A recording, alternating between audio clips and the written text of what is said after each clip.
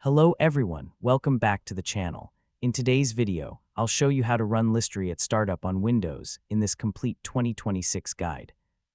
Enabling Listary to start automatically with Windows ensures it's always ready whenever you turn on your computer, so you don't have to launch it manually every time. Let's get started. First, open Listary * on your Windows PC.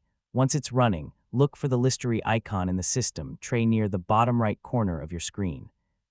Right-click the icon and select *settings* or preferences *, depending on your version of Listary. Inside the settings window, look for the *general ** section. Here, you'll usually find an option called *run Listary at Windows Startup or Start Listary when Windows starts ***. Check the box next to this option to enable it. After enabling the setting, click *apply* or OK ** to save your changes. Listary will now be configured to launch automatically every time you sign in to Windows.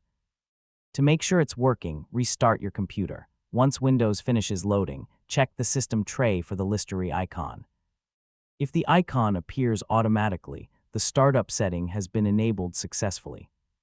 If Listary still doesn't start automatically, open Task Manager * by pressing ** Control-Shift plus ***, then go to the * Startup Apps * tab.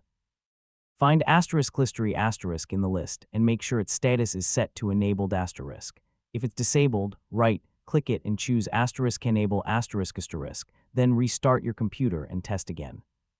And that's how you can run Listary at startup on Windows in 2026.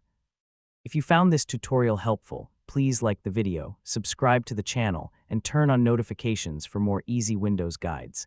Thanks for watching, and I'll see you in the next video.